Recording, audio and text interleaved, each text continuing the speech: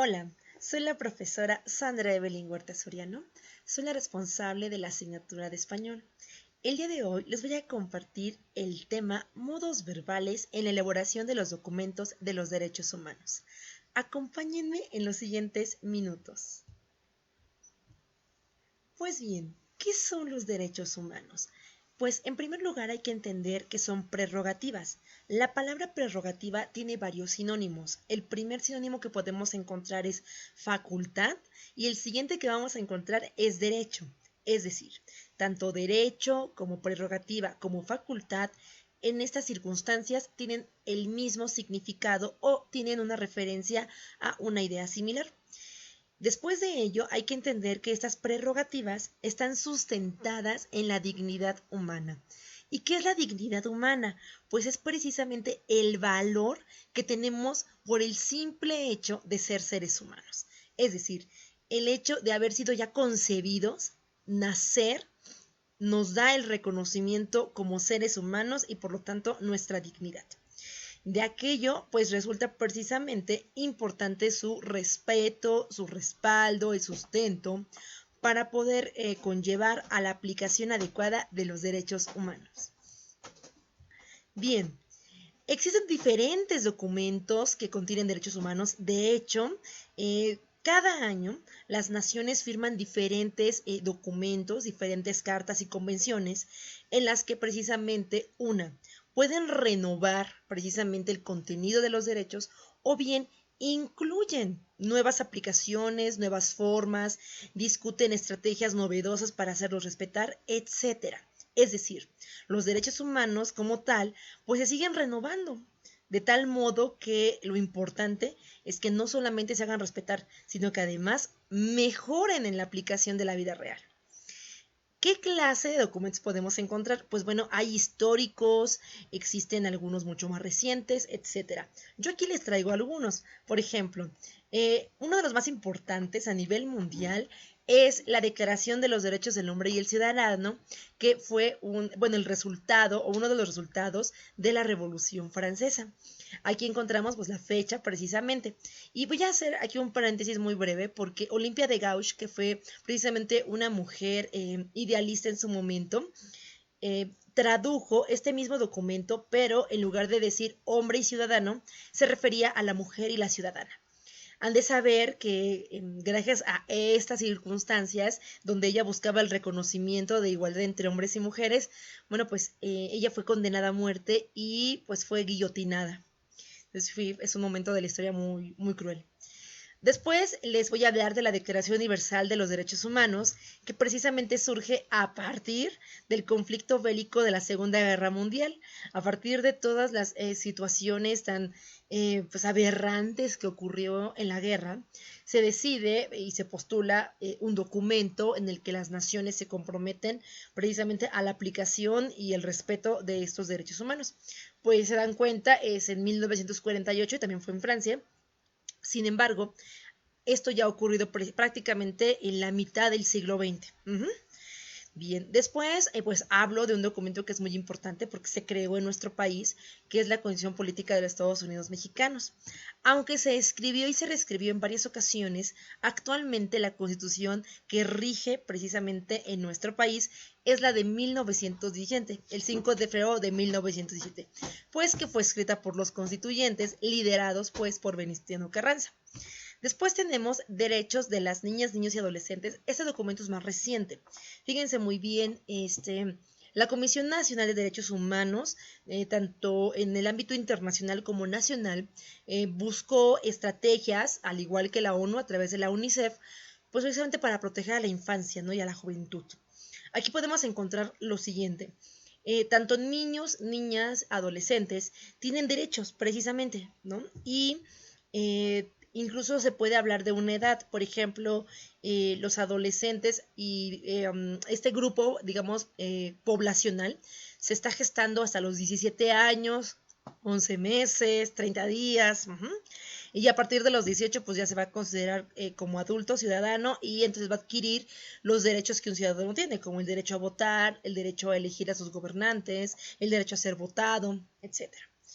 Bien, en este precisamente documento vamos a encontrar una serie de prerrogativas que atiende a la niñez, ¿no? Se busca precisamente el interés superior de la niñez y pues precisamente ya que son un grupo vulnerable, se tiene que proteger.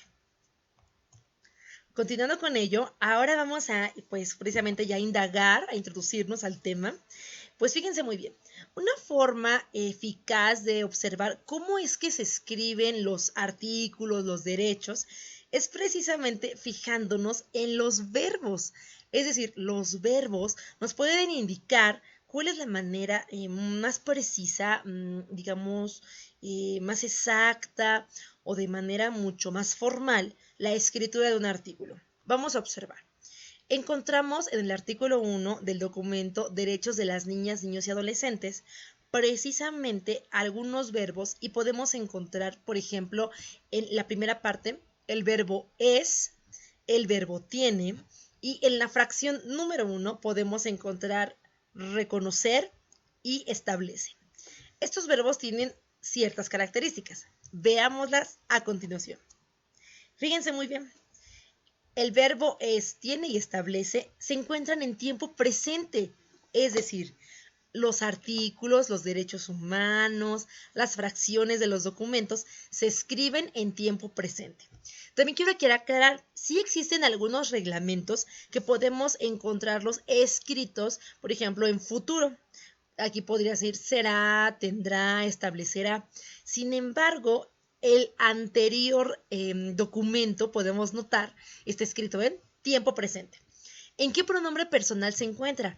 Bueno, también el verbo nos indica el pronombre personal. Por ejemplo, el verbo es generalmente lo acompañamos con la tercera persona. Él es, ella es.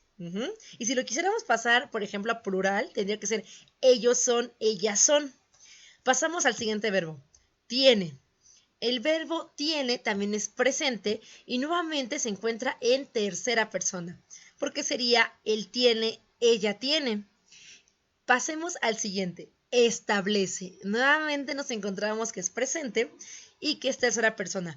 Él establece, ella establece. Es decir, hasta el momento podemos encontrar que un artículo o un derecho, en este caso, va a estar escrito en presente y en tercera persona. Pasemos ahora al, pues en este caso, la palabra reconocer. Bueno, la palabra reconocer se encuentra en infinitivo. Como bien saben, tanto el infinitivo como el gerundio como el participio son modos impersonales del verbo. Es decir, esta clase de palabras no nos van a dar un pronombre. No hay un pronombre que lo pueda, digamos, acompañar. Se escucharía raro, fíjense bien. El reconocer, pues como que no queda, ¿no? Ella reconocer, yo reconocer, se escucha extraño, ¿no? De tal modo que en realidad, pues no solo que se escuche extraño, es incorrecto. Entonces, en este caso, las palabras en infinitivo, en gerundio, en participio, no llevan un pronombre. Por eso se les llama impersonales. Así que, tanto artículos como derechos humanos pueden estar escritos también en infinitivo.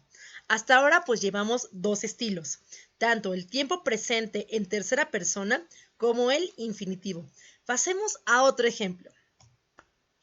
Bien, este ejemplo es obtenido de la Constitución Política de los Estados Unidos Mexicanos. Veamos en este caso el artículo. Encontramos que el artículo 1 habla de que está prohibida la discriminación en nuestro país.